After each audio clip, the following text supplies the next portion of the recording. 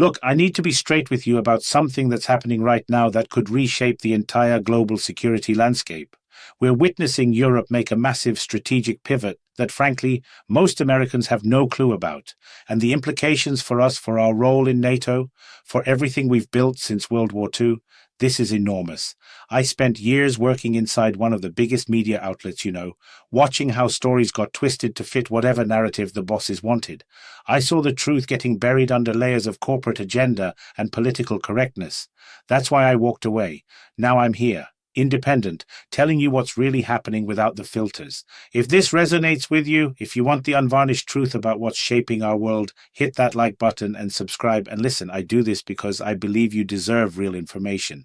If you want to support independent journalism that doesn't bow to corporate interests, consider becoming a channel sponsor. It means the world to have viewers who value honest reporting. So here's what's happening.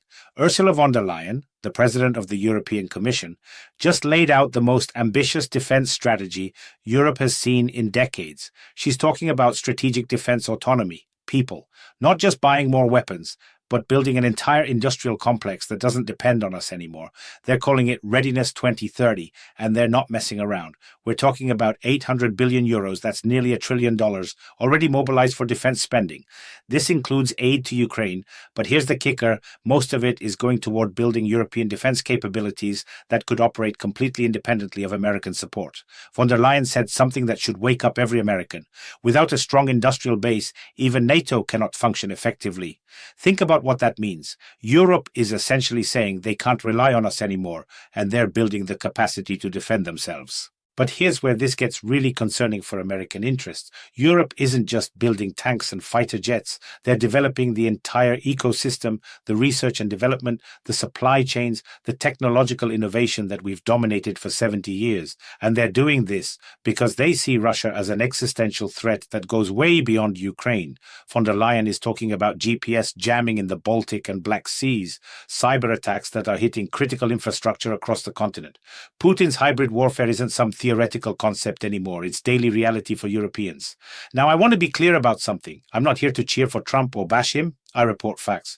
But the reality is, European leaders have been talking about strategic autonomy since before Trump was even a political figure. This isn't about personalities. It's about fundamental shifts in global power dynamics. What should worry us is that Europe is moving forward with or without American blessing. They're not asking permission anymore. Let's talk about what this means for Britain, because Brexit created this fascinating dynamic.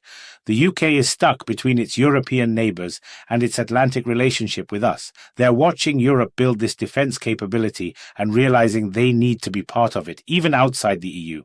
British intelligence is deeply integrated with NATO systems, and they're seeing the same hybrid threats from Moscow that are freaking out the rest of Europe. Every time Russia probes Poland, Romania or Estonia, London gets nervous because they know if Putin succeeds in testing Article 5, the entire security architecture collapses. And here's something most Americans don't understand. When von der Leyen talks about every case of aggression requiring a response, she's talking about a hair-trigger situation. One successful Russian probe, one moment where NATO doesn't respond decisively, and Putin will push harder. The Europeans know this, which is why they're building these independent capabilities. Take a moment to like this video if you're getting value from this analysis, and make sure you're subscribed because this story is developing fast. Now let's dive into the energy dimension, because this is where European strategy gets really sophisticated. They're not just trying to cut off Russian oil and gas, they're rebuilding their entire energy infrastructure to be weapon-proof. 70% of EU electricity now comes from low-emission sources. They've allocated 40 billion euros just for wind energy in 2025. But here's what's interesting. They're also working with us on liquefied natural gas imports, while simultaneously building the capacity to not need us long-term. It's a brilliant strategy, actually.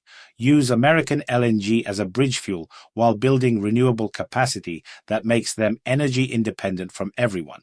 For a continent that got burned by Russian energy blackmail, this makes perfect sense. But for us, for American energy companies that see Europe as a major market, this could mean losing a massive customer base within a decade. They're being very polite about it, talking about partnership and cooperation, but the end goal is clear: complete energy autonomy. Germany is at the center of all this, and that creates some fascinating tensions. Von der Leyen is German, and she's pushing for what essentially amounts to a European army.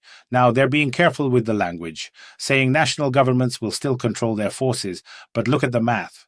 30 out of 32 NATO countries are European. If Europe can coordinate those 30 militaries effectively, suddenly the American role in NATO becomes much smaller. And the Germans are driving this because they understand that if America pulls back, Germany becomes the natural leader of European defense.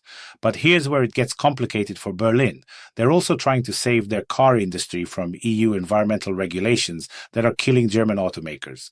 Von der Leyen admitted they're going to revise the ban on internal combustion engines because European manufacturers can't meet the timeline. So you have this tension. Germany wants to lead European defense, but also needs to protect German industry from European regulations. It's a delicate balancing act that could determine whether Europe actually becomes a unified strategic actor.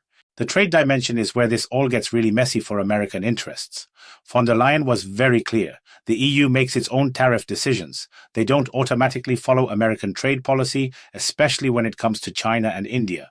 Europe exports over 500 billion euros to the American market every year. That's $500 billion in trade that could be disrupted if we get into a trade war.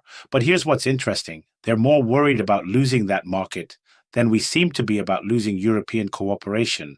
They're trying to conclude a free trade agreement with India by the end of 2025, specifically to pull India away from Russian and Chinese influence.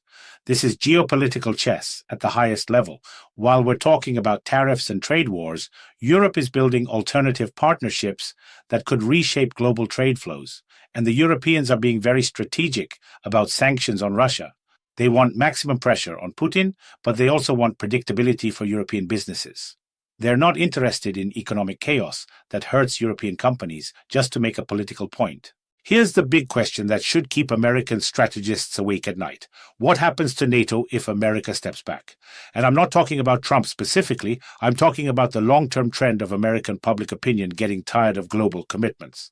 Von der Leyen claims Europe has already developed mechanisms for autonomous coordination of European allies. They're saying they can run NATO operations without American command and control. If that's true, and it's a big if, then European strategic autonomy isn't just about buying weapons, it's about operational independence. For Americans, this should be both reassuring and terrifying. Reassuring because it means our allies can actually defend themselves. Terrifying because it means they might not need us anymore. Look, Europe is still calling us their most reliable partner for liquefied natural gas, and they're still investing in American energy infrastructure. But they're also building the capacity to not need us. That's not hostility, that's strategic planning. The cooperation with India is particularly interesting from an American perspective. Europe wants to pull India into their orbit to counter Russian and Chinese influence. But India has its own strategic autonomy doctrine, and they're not going to choose sides completely. What we're seeing is a multipolar world where Europe, India, China, Russia, and the United States all have their own spheres of influence and their own strategic partnerships. The old bipolar Cold War model is dead, and the unipolar American moment is ending. Europe is positioning itself as a major pole in this new system, with its own defense capabilities, its own energy infrastructure, and its own trade partnerships. They're still our allies, but they're not our dependents anymore. And honestly, maybe that's not a bad thing. Maybe a Europe that can defend itself, that has its own strategic capabilities, is a better partner than a Europe that's completely dependent on American protection. But here's what we need to understand. This European strategic autonomy isn't happening in isolation. It's happening because European leaders look at American politics and see uncertainty. They see partisan gridlock. They see questions about America's commitment to NATO. They see trade policies that change with every administration. So they're hedging their bets. They're building the capacity to go it alone if they have to. And frankly, can we blame them? The question for us is, do we want to be part of shaping this new European capability, or do we want to be surprised by it? Do we want Europe as a partner in managing global challenges, or do we want to compete with them? Because make no mistake, what's happening in Europe right now is historic. We're watching the birth of a new great power, one that shares our values but doesn't share our interests completely. How we handle this transition will determine whether the next century is characterized by cooperation or competition among democratic powers.